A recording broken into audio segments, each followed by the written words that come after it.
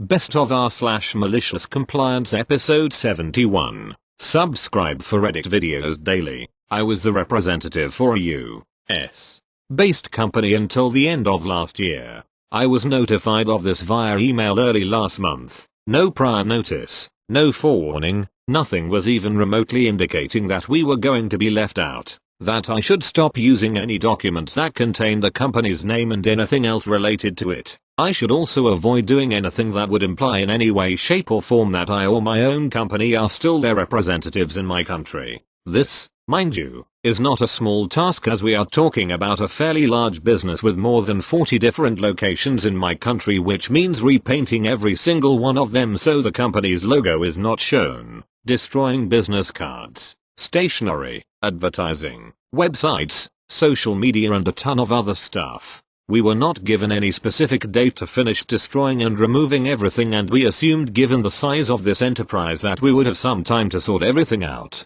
However, they started basically harassing us via email and over the phone every 24 hours to complain that this or that website was still showing us as the representatives. Websites that we have no control over and that had published articles mentioning us from previous years. Anyway, this was of course turning nasty, so we decided to maliciously comply with what they were asking of us and simply stopped responding to their emails and phone calls. Just a few days ago I received a phone call on my personal phone from one of the board members of the company who was friends with, asking me why we would stop responding to their emails, so I told him that as much as we wanted to reply, those emails were sent to a domain that contained the company's name and that we were forbidden to use it. Similarly, our office phone numbers are under the company's name, so we could not answer them, so they will need to find a way to reach us that does not make us break their own rules. Thank you. Next. Academia can be a pretty fucked up place to work. A lot of people with some personality issues and very little accountability.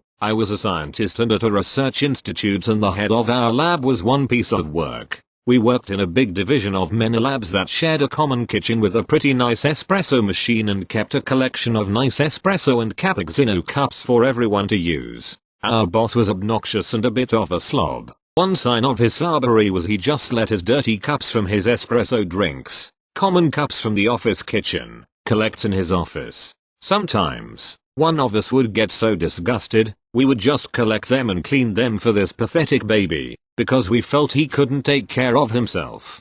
He drank a lot of espresso drinks. He liked to think he was really busy and came up with what he thought was a genius plan. He would only meet with us if we made him an espresso or cappuccino from the kitchen machine. We all had to become baristas just to talk to this jackass. Before the tyranny of cappuccino making began, sometimes one of us actually would offer to make him one when he really was very busy, so we could talk during a coffee break. This was not often and we offered to do it, but soon he was demanding it, every time. It was demeaning and annoying. Then he started bragging to the people in our division about it, so we decided enough was enough.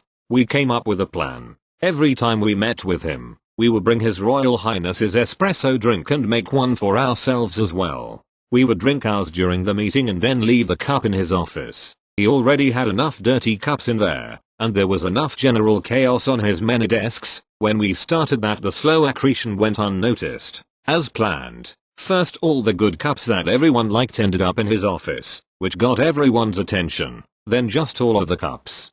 People in the other labs were getting really annoyed the cups were disappearing from the kitchen.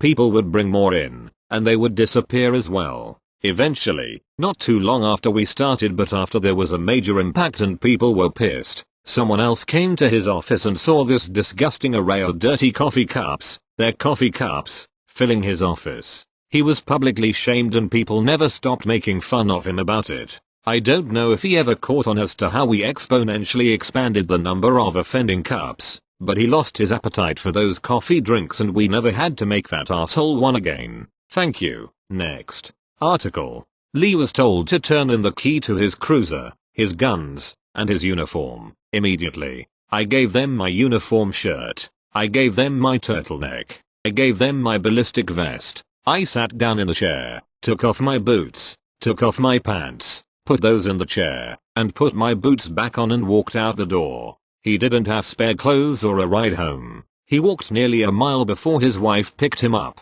Thank you. Next. Okay, So I have karate 3 days a week. At karate, me, my cousin and my friend go and we all carpool and stuff. So we have 2 other kids there, the stereotypical bratty annoying pair. Let's call them annoying 1 and annoying 2. Annoying 1 keeps asking sensei for a stripe on his green belt, and annoying 2 keeps asking sensei to exercise, with annoying 1 agreeing each time. We all groan when they ask, though it doesn't often follow with exercise. Putting the thought in sensei's head is all we need. One day, annoying 1 and annoying 2 begged sensei to exercise. Sensei said okay and made us prepare to do suicides, a really tiring running drill. We all ran a lot of rounds, and we were all exhausted, even annoying 1 and annoying 2. Me and my cousin and my friend all collapsed when we were done in the corner with all the other super tired kids. My friend just said he could taste blood in his mouth, and he didn't bite anything.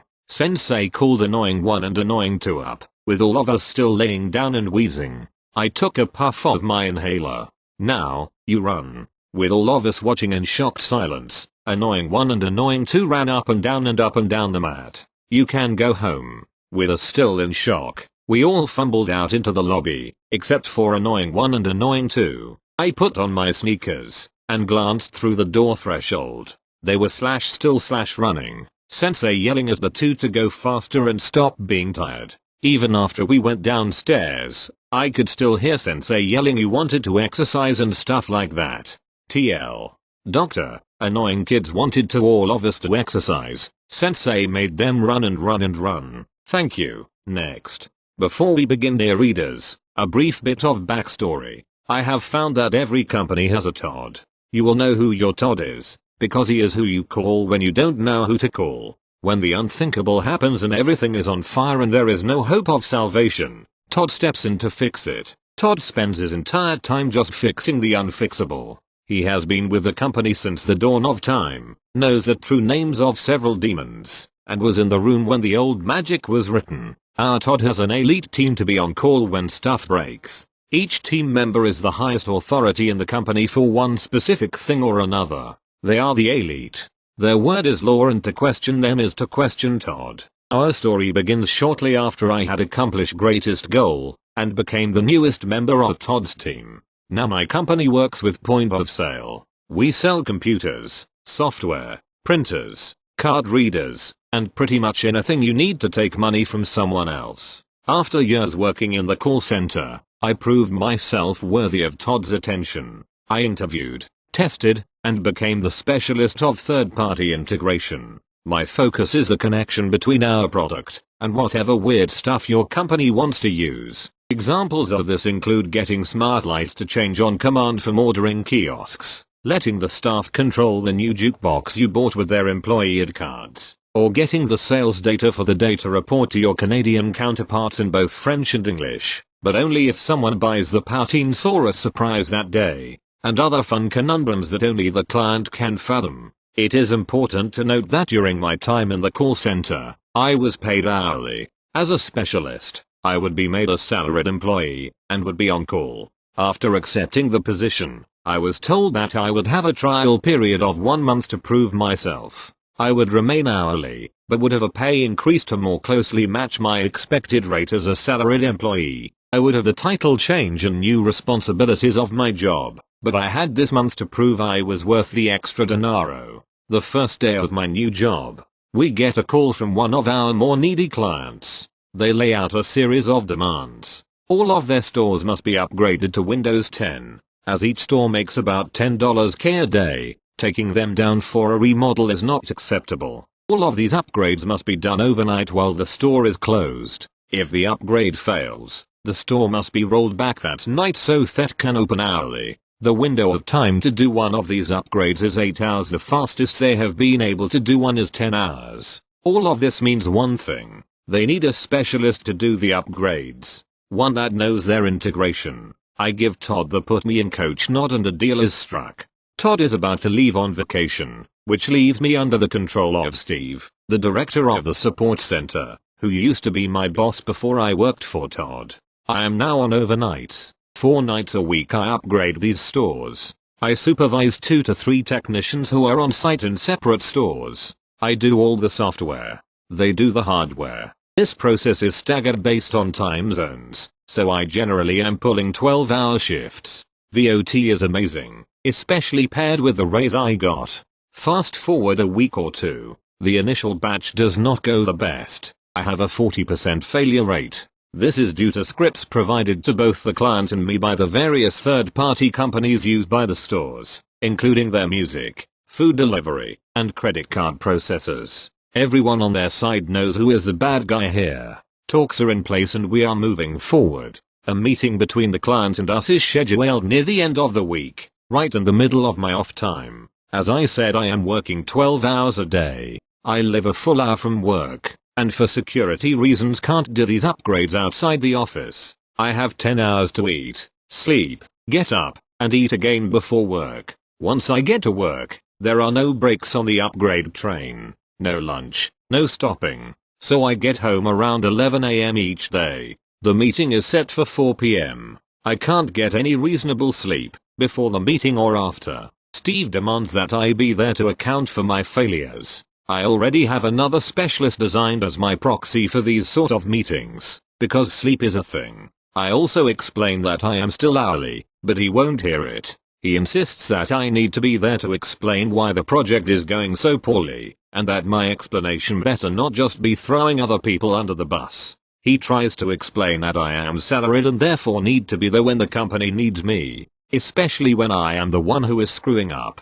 Again, I try to remind him of my probationary period, but he won't listen. And there, my friends, begins the malicious compliance. I clock in at 10 PM the day before the meeting. I do my upgrades, all 3 of which are successes, due to what I assume is a change in the third-party backend. The scripts I am provided with work perfectly this time, and all goes well. The corporate contact I report to in the morning tells me the meeting is just to go over the new changes to procedure we went through that night, and I will get the Cliff's notes in my email. No need to attend the meeting. I thank them and sign out. Then I sit. For 6 hours I twiddle my thumbs, take a lunch break, and a car nap, and wait for the meeting. When it's time, I walk upstairs to the top floor in the conference room, where everyone but Steve is shocked to see me. I calmly take my place and wait for the meeting to start, stating that I was asked to be here. The meeting lasts 30 minutes, and consists of the new procedure,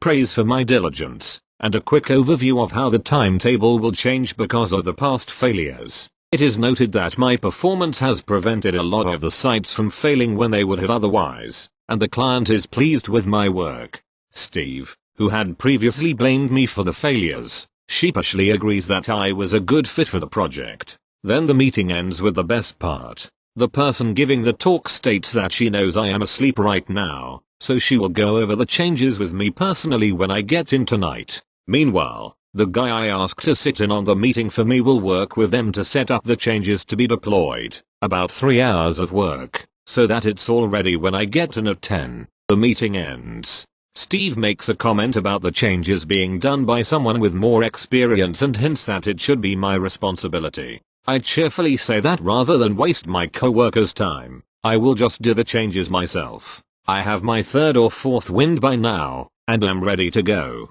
At the end of day 2, I have spent 36 hours at work. Caffeine is my only salvation, and we are almost done. Near the end, I am basically waiting for a technician at my last store to finish testing, so I tell him to call me, and shut my eyes for about half an hour, just to rest a bit. All is well. I get called, everything is green. The vigil is over. 2 of my friends insist on driving me home, where I promptly pass out into the most heavenly sleep I have had in ages. I wake up to an email, asking me to head into work for a meeting with HR. It is my day off, so I am kind of perplexed. I head on in, and apologize for being fashionably late. The meeting is with the head of HR, who has a report that I was sleeping on the job. There is camera footage of my 30-minute power nap.